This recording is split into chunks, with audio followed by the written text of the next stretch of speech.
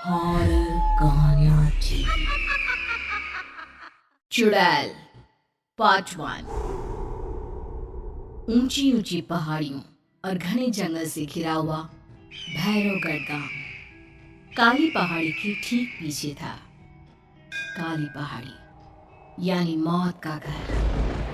भैरवगढ़ गांव तक पहुंचने का रास्ता बेहद दुर्गम था। लगभग 24 घंटे घने तूफान और तेज हवाओं की वजह से वहां के वीरानी माहौल की कहानियां लोगों के दिलों को दहला देती थी। ऐसे बहुत कम लोग थे जो भैरवगढ़ गांव तक जाने की हिम्मत करते थे।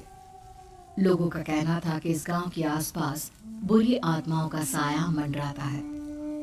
गांव के रहने वाले लोगों ने वैसे तो अपनी आंखों से किसी बुरी आत्मा या साये को नहीं देखा था, लेकिन गांव का बच्चा बच्चा इस बात को महसूस कर सकता था कि गांव के ऊपर कोई तो खौफनाक साया मंडरा रहा है।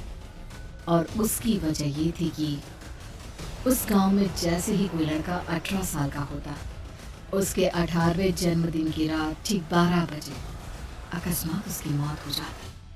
हर बार ये मौतें बड़े ही रहस्यमयी ढंग से होती और इस बार सरपंच सुमेर के बेटे को 18 साल होने में अब बस 15 दिन बाकी थे। अजी सुनते हैं, हमारा बेटा भी कुछ दिन बाद 18 साल का हो जाएगा। कहीं वो डायन उसे भी खा गई तो? कैसी बातें कर रही हो? जब वो इस गांव में ही नहीं है तो कोई भी डायन या बुरा साया उसका कैसे कुछ बिगाड़ सकता है? उसे कुछ नहीं होगा। हाँ जानती हूँ, आपने उसे पढ़ाई के बहाने इस गांव से बाहर निकाल शहर भेज दिया है, लेकिन ये भी तो सच है ना कि वो बार बार यहाँ आने की जिद करता रहता है। वो चाहे कितनी भी जिद कर ले जानकी, पर मैं उसे इस गांव में कभी वापस नहीं आने दूंगा। मैं नहीं चाहता कि गांव के दूसरे लड़कों की तरह मेरे बेटे की भी अजीबोगरीब ढंग से मौत हो जाए। कभी कभी तो लगता है कि हम सब गांव वालों को हिम्मत करके अपने गांव को इस बुरी आत्मा से छुड़वा लेना चाहिए। लेकिन कौन जानता है आखिर वो खतरनाक साया किसका है? वो काली आत्मा कौन है जो रातों रात हमारे गांव के लड़कों को निगल जाती है? सुमेर और जानकी जब ये सारी बातें कर रहे थे तब रात के लगभग 10 बज चुके थे और हर रात की तरह भैरवगढ़ गांव एक भयानक काले तूफान की आगोश में था। बाहर चल रही तेज हवाएं और बारिश के बीच कभी कभी ऐसा लगता जैसे कोई बुरी तरह से चीख रहा है। किसी के तड़पने और चीखने की आवाजें गांव के कानों में बार बार टकराती, पर वहां रहने वाले किसी भी औरत या आदमी के अंदर इतना साहस नहीं था कि वो अपने घर से बाहर कदम रख के उन आवाजों तक पहुंच सके। सो जाओ जानकी और घर के खिड़की दरवाजे कसकर बंद कर दो। अब जानकी सब खिड़कियां ठीक से बंद करने ही लगती है कि तभी उसे अपने घर के दरवाजे पर जोर जोर से खटखटाने की आवाजें सुनाई देती है। इन आवाजों को सुनकर जानकी और सुमेर के चेहरे डर से पीले और हाथ पैर ठंडे पड़ जाते हैं। जानकी, जानकी, इतनी रात कौन होगा? पता नहीं, ऐसा लग रहा है कोई बुरी तरह से दरवाजा खटखटा रहा है। अरे हाँ, पर किसी की आवाज भी तो नहीं आ रही। क्या करूं? दरवाजा खोल लूं या नहीं? कहीं ऐसा ना हो कि किसी को हमारी मदद की जरूरत हो। लड़खड़ाते कदमों से सुमेर दरवाजे के करीब जाता है और अपने कान को दरवाजे पर रख धीरे से आवाज देते हुए पूछता है, कौन कौन है? कौन है वहाँ? तभी एक बेहद डराने वाली आवाज उसके कानों से टकराती है। दरवाजा खोलो, दरवाजा खोलो, वरना आज की रात इस गांव में कोई जिंदा नहीं बचेगा।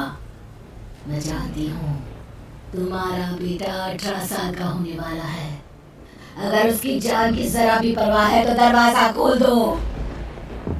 इस आवाज को सुनते ही सुमेर घबराकर पीछे हट जाता है और जानकी को पूरी बात बताता है। कहीं वो डायन हमारे घर तक तो नहीं पहुंच गई? अब हम क्या करेंगे? मुझे दरवाजा खोलना ही होगा जानकी। मेरे पास अब कोई रास्ता नहीं है। इतना कहकर सुमेर डर से अपनी दोनों आंखें कसकर बंद करता है और कांपते हाथों के साथ झटके से दरवाजा खोल देता है। तभी किसी के जोर से हंसने की आवाज सुमेर और जानकी को सुनाई देती है। उस आवाज को सुन दोनों दरवाजे की तरफ देखते हैं और सामने अपने बेटे राहुल को खड़ा देख तंग रह जाते हैं। राहुल के हाथ में उसका मोबाइल होता है जिसमें से वो आवाज बज रही थी। ये क्या मजाक है? और तू यहाँ, तुझे मना किया था ना गांव में आने को, समझ में नहीं आता क्या? 18 साल का होने वाला है तू। माँ, आप लोग भी पता नहीं किन अंधविश्वास भरी बातों पर भरोसा करते हैं। क्या मैं अपने घर नहीं आ सकता? आप लोगों से नहीं मिल सकता? देख बेटा, हमने तुझे किसी वजह से ही इस गांव से दूर रखा था और यहाँ आकर तूने अच्छा नहीं किया। चल चल चल, मैं तुझे अभी के अभी वापस शहर छोड़कर आता हूँ। ओफो पापा, आप बेकार की बातों से परेशान हो रहे हैं। बाहर इतना तेज अंधड़ तूफान चल रहा है, कहीं जाने की जरूरत नहीं है। मैं बस आप लोगों से मिलने आया हूँ, कुछ दिन रहकर चला जाऊंगा। दिमाग खराब हो गया है इस लड़के का, नहीं जानता कि इस गांव में ये सुरक्षित नहीं है। किसने कहा था तुझे यहाँ आने को? ये आवाजें सुन, बाहर से जो आवाजें आ रही है तुझे सुनाई नहीं देती क्या? अरे माँ, जब जोर से तूफान चलता है, तेज हवाएं चलती हैं, तो इसी तरह की आवाजें आती हैं। ये बहुत नॉर्मल है माँ। नॉर्मल होगी तेरे लिए बेटा। 4 दिन शहर में पढ़कर आया है तो अपने माँ बाप की बात नहीं मान सकता। माँ, मुझे अभी बहुत जोरों से भूख लगी है, पहले कुछ खिला दो, और रात भी बहुत हो गई है। हम इस बारे में कल बात करते हैं, ठीक है? राहुल के वापस आ जाने से जानकी और सुमेर की आंखों की नींद उड़ गई थी। खाना खाने के बाद राहुल तो अपने बिस्तर पर जाकर सो गया, लेकिन जानकी और सुमेर पूरी रात उसके कमरे के बाहर पहरेदारी करते रहे। उन्हें पल पल इसी बात का डर था कि कहीं उनके बेटे को कुछ हो ना जाए। रात बीतती है, सुबह का सूरज निकलता है। अब जैसे ही वो राहुल को नींद से जागते देखते हैं तो उन दोनों के दिल को सुकून मिलता है। अरे माँ, पापा, आप अभी तक यहीं बैठे हैं? क्या पूरी रात सोए नहीं? जिनकी जवान बेटी की जान को खतरा हो, उन माँ बाप को नींद नहीं आती बेटा। अब तू वापस शहर चला जा। देखो माँ, मैं किसी जरूरी काम से इस गांव में आया हूँ, और वो काम पूरा होने के बाद मैं खुद यहाँ से चला जाऊंगा। काम? गांव में तेरा क्या काम है? पापा, मैं बचपन से ही इस गांव के बारे में बेहद डरावने किस्से सुनते आया हूँ, इसीलिए अब मैं उन्हीं किस्सों के ऊपर डॉक्यूमेंट्री फिल्म बनाऊंगा। रिसर्च करना चाहता हूँ कि आखिर सच्चाई है क्या।